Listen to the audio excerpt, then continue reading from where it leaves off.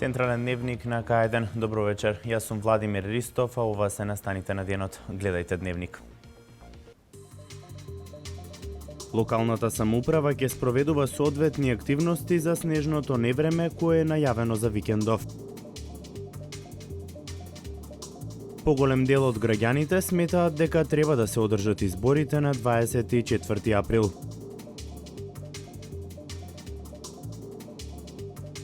Министерката за култура Елизабета Канџевска-Милевска ја посети реконструираната спомен костурница.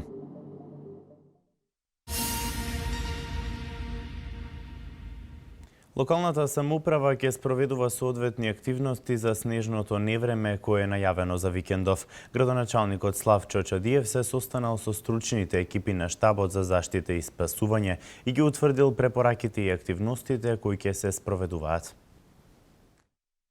Лошите временски услови, ниските температури кои управата за хидрометеоролошки работи ги најави за викендов, причина за мобилизација на Центарот за заштита и спасување. За таа цел градоначалникот Славчо Чадиев веќе се состанал со стручните екипи на штабот за заштита и спасување, каде ги утврделе препораките и активностите кои ќе се спроведуваат. До сите граѓани и правни субјекти во случај на снежни наноси и голомразица веднаш да пристапат кон расчистување на влезовите, тротоарите, пред домовите, пред дуќаните или пред трговските објекти. Ова е исто така законска обврска и очекуваме нејзино максимално почитување. Со оглед на ниските температури, згрижени ќе бидат бездомниците во одредени затоплени простории.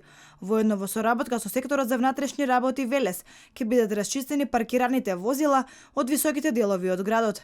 Чадиев подвлече дека значајно е да биде расчистена од возила улицата Васил Ѓоргов, која води од новиот театар до плоштадот Којник, со цел возилата на Македонија пат да може да се движат без проблеми. Градежните компании, согласно програмата за зимско одржување на локалните патишта и улици, се подготвени за расчистување на оние улици во градот кои што се предвидени со програмата, како и за соседните блиски населени места. Во овој правец морам да истакнам и спремноста да ја ангажираме и екипата од ЈКП Деврен, екипата од противпожарната екипа, кои што се подготвени да действуваат во секое време. Се апелира до учесниците во сообраќајот задолжително да ги почитуваат препораките за зимско возење, односно да ја поседуваат соодветната зимска опрема. Според информациите кои градоначалникот Славчо Чадиев ги посочи на пресконференцијата, во Велес се очекува температурите во утринските часови да паднат и до 15 степени под нулата, а се предвидуваат и врнежи од снег кои се очекува да создадат снежна покривка од околу 50 сантиметри.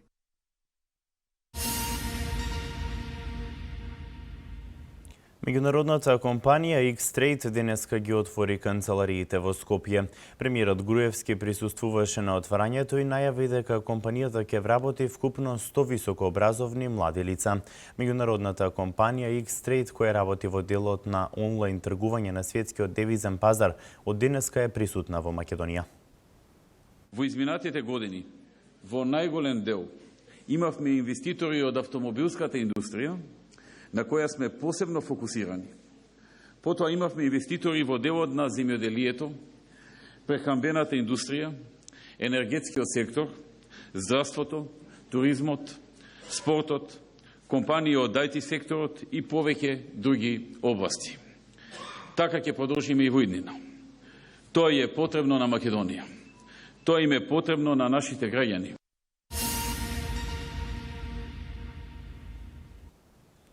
Велешани сметаат дека треба да се одржат изборите на 24 април согласно договореното во Пржино.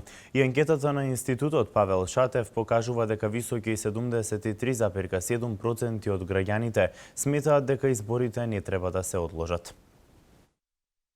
Високи 73,7% од граѓаните сметаат дека предвремените парламентарни избори не треба да се одложат.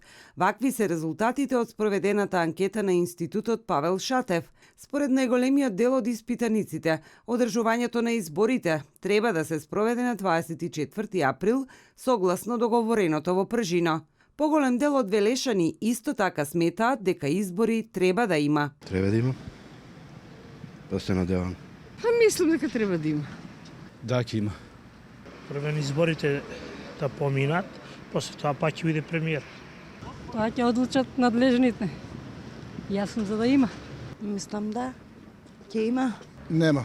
Според резултатите од анкетата на Павел Шатев, најголемиот дел од граѓаните повеќе веруваат на ветувањата на ВМРО ДПМНЕ, отколку на оние од СДСМ. Голема е и разликата во довербата кај граѓаните која ја имаат за водење на економијата. Од испитаните граѓани, 64,1% на овие теми повеќе му веруваат на ВМРО ДПМНЕ, а само 19,9% на Социјалдемократскиот сојуз. Премиерот на Република Македонија Никола Груевски до председателот на Собранието на Република Македонија го депонираше неговото повлекување 100 дена пред изборите. Обраќајќи се на јавноста, тој рече дека верува во народот и народот одлучува кој ќе ја води државата. Вие, народот на Македонија, вие сте нашата главна потпора. И јас ова го правам за вас, затоа што верувам во вас и во вашата одлука и проценка. Вие се знаете и на вас се ви е јасно. Никој не смее да ве поценува. Вие ќе го кажете вашето мислење на следните избори. Јасно и децидно, и тоа ќе биде громогласно и убедливо. Следните избори треба да означат нов почеток, рече Груевски, додавајќи дека за наредниот период има големи планови за државната економија, раст и развој, инвестиции и отворање на нови работни места.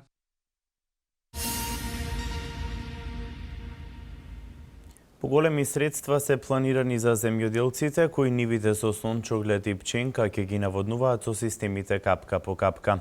Целта е да се намали увозната добиточна храна. За земјоделците кои нивите со сончоглед и со пченка ќе ги наводнуваат со системите капка по капка и ќе применуваат агротехнички мерки, планирани се поголеми средства. Зависноста од увозна добиточна храна треба да ја намалат повисоките приноси и дополнителните финансии. Воведувањето на нови ефикасни методи за наводнување на земјоделските површини е еден од клучните фактори за подобрување на земјоделското растително производство. Планирана е финансиска поддршка од 12.000 денари по хектар за поголема примена на инвестиции за културите, кај кои е докажано влијанието на наводнувањето. Инвестициите во нова опрема за наводнување ќе бидат следени со советодавни упатства за примена на агротехнички мерки, кои треба да овозможат максимални приноси и приходи од земјоделските површини.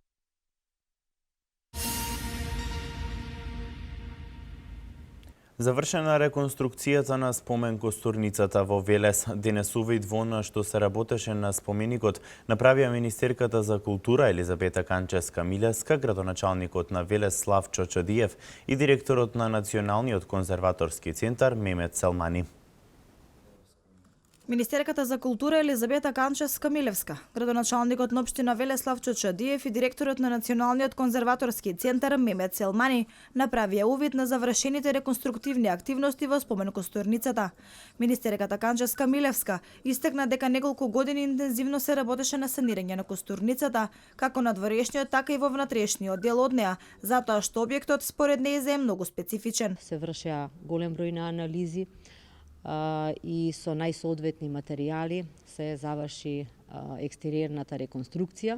Исто така се конзервира и прекрасните мозаици од мазев, кои што се наоѓаат внатре во спомен костурницата, електриката и останати делови на самата реконструкција. Реконструкцијата на овој значаен објект за општина Велес се одвиваше во 3 фази. Целосно се санираше кровот кој беше значително оштетен, а воедно беше и причина за оштетувањето на дел од мозаикот на Петар Мазев. Првата фаза беше надворешниот дел, значи решавањето со вода, вториот дел, значи окречувањето од внатрешниот дел и третата, значи како што спомна министерката, значи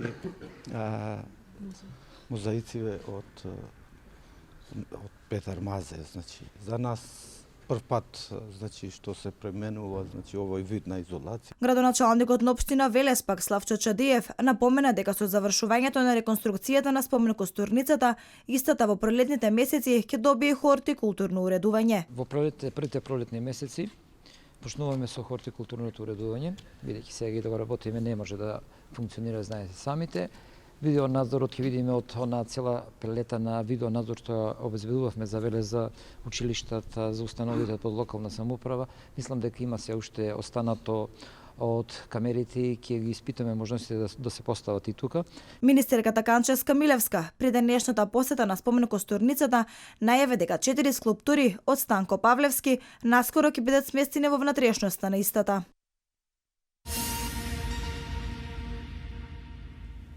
Јавното предпријатие Македонски шуми Скопје, подружница Шумско стопанство Бабуна Велес, ги известува граѓаните дека започна апликациите за купопродажба на огревно дрво за 2016 година.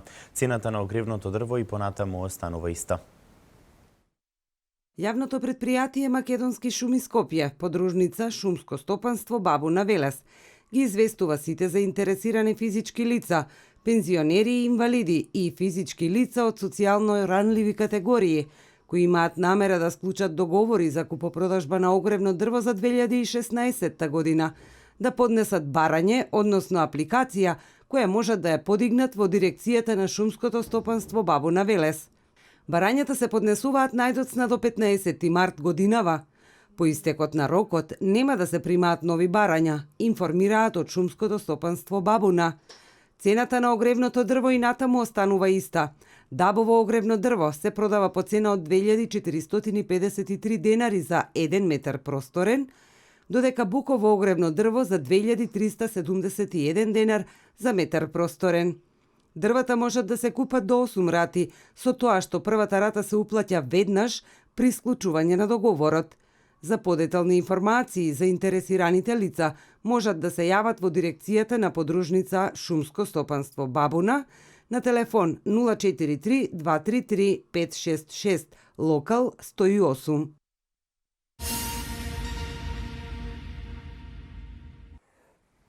Изградба на нови 5 патишта најави Мисајловски. Граѓаните од денеска можат да аплицираат за проектот Купи куќа за млади. Ова се вестите од Македонија. Изградба на 5 нови експресни патишта најави министерот за транспорт и врски Владо Мисајловски. Оваа инвестиција е во вредност од 330 милиони евра. Очекуваат дека оваа година истите ќе започнат, а паралелно ќе се работат и автопатите. За дел од експресните патишта, тендерите се веќе распишани. Најавените 48 локални патишта се комплетно завршени, истакна министерот Мисајловски. Од 2010 година до денес се изградени повеќе од 404 локални патишта во цела држава, односно повеќе од 740 километри патна инфраструктура во вредност од 65 милиони евра.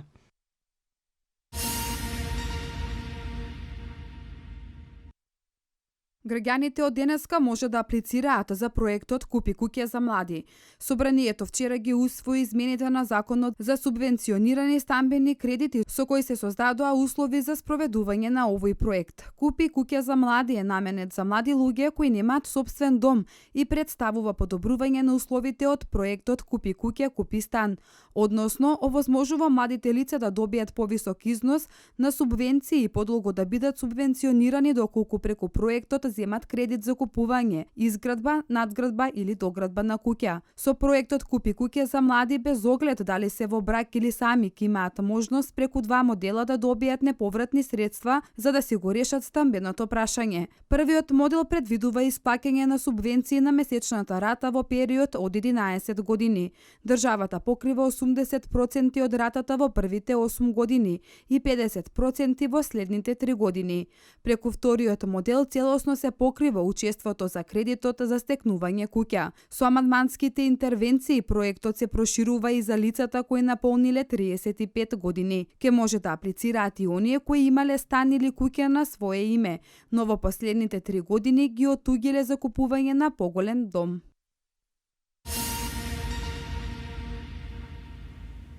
Токсичен облак над најголемото бразилско пристаниште Сантос. По вчерашниот терористички напад во Џакарта, соседните држави Малезија, Сингапур и Филипините прогласија највисок степен на тревога. Ова е светот денеска.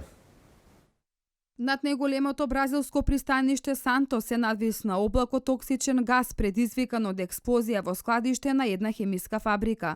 Градоначалникот на Сантос, Марио Антонето де Брито, апелираше до неговите сограѓани да останат во своите домови и да не се изложуваат на дождот од токсичниот облак, бидејќи тој содржи хемиски елементи кои би можеле да предизвикаат изгореници на кожата.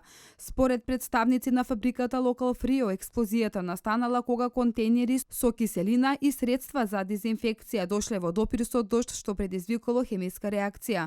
По експлозијата спроведена евакуација на вработените во фабриката и на жителите на околните куќи. Неколку лица побарале лекарска помош, жалејќи се на проблеми со дишењето.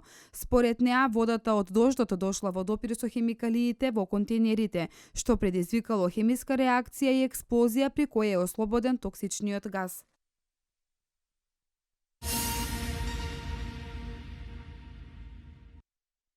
По вчерашниот терористички напад во Джакарта, соседните држави Малезија, Сингапур и Филипините прогласија највисок степен на тревога, бидејќи се реално можни нови терористички напади во овие држави. Нема потврдени информации, но во медиумите се шпекулира дека полицијата има приведено повеќе лица за кои се знае дека се повратници од боиштата во Сирија и Ирак. Во вчерашната терористичка акција во индонезискиот главен град Джакарта официјално загинаа 7 лица, од кои 5 терористи, а според се уште конфузните полициски соопштенија, има 9 ранети, од кои 1 е странски државјанин. Амбасадите во регионот, управните згради на компаниите со странски капитал и хотелите во кои престојуваат странци во 4 држави на Југоисточна Азија се под засилена полициска контрола, а за безбедноста на полициските станици во повеќе градови во Индонезија ангажирани се и војници.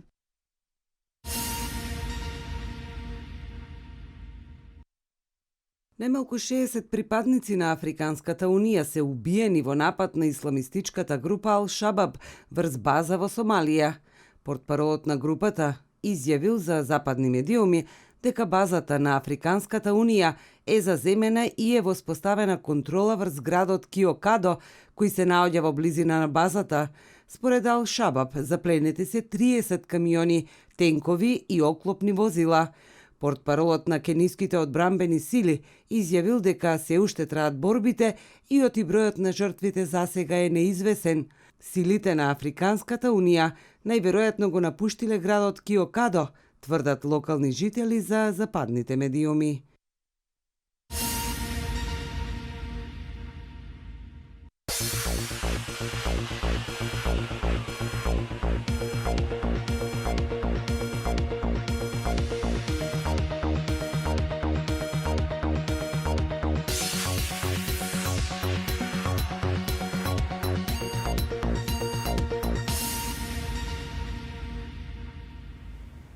Македонските ракометари со надпреварот против Франција го започнаа своето надпреварување на Европското првенство во Полска.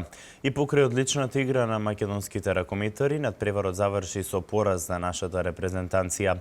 Франција со резултатот 30-23 ја забележа првата победа на Европското првенство. Следуваат останатите спортски вести. Сан Антонио Спарс на домашен терен го совлада Кливленд Кавалиерс со 99-95.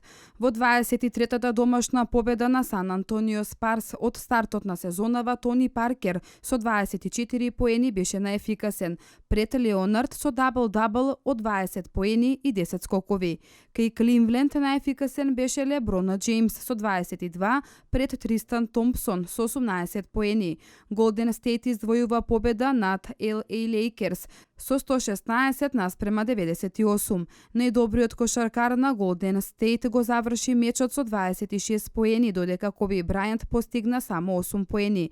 Рекордните 52 поени на Џими Батлер му донесоа на Чикаго победа на мечот со Филаделфија 115-111. Со овој триумф Џими Батлер стана првиот играч на Чикаго што е надминал границата од 50 поени.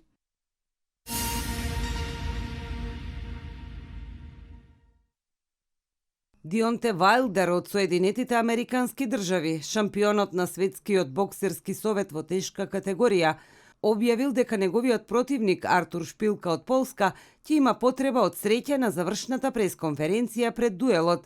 Вайлдер рекол: луѓето знаат дека кога ќе кажам нешто го држам зборот. Нема да си играм со никого. Моите активности ќе зборуваат наместо мене. Му посакувам среќа на шпилка и на следните мои противници, бидејќи тие ќе имаат потреба од неа. Сакам да ги освојам сите титули во сите конкуренции и верзии, изјавил самоуверено американскиот боксер. Двајцата ќе се состанат в сабота вечер на шоу во Њу Јорк.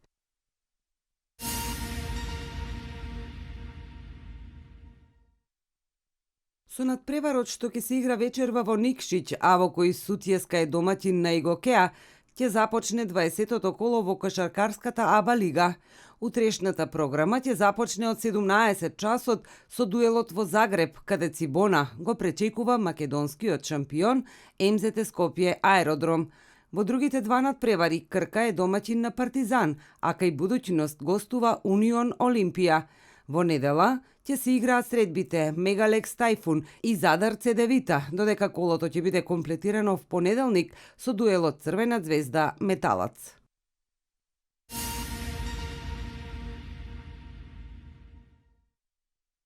Норвежанецот Кетил Јансруд е победник на првата суперкомбинација во алпско скијање сезонава, која што се возеше во швајцарскиот ски центар Венген.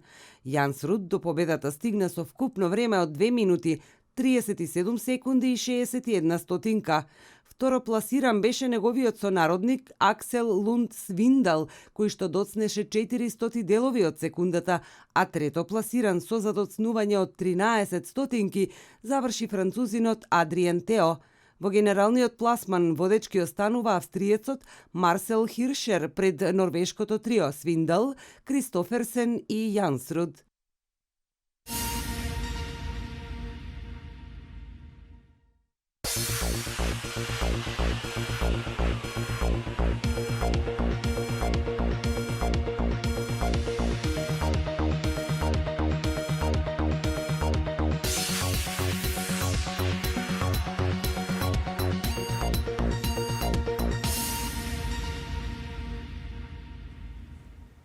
Времето денеска променливо облачно со локални врнежи од дожд, особено во текот на ноќта. Температурата во интервал од 4 до 13 степени. Еве ги деталите.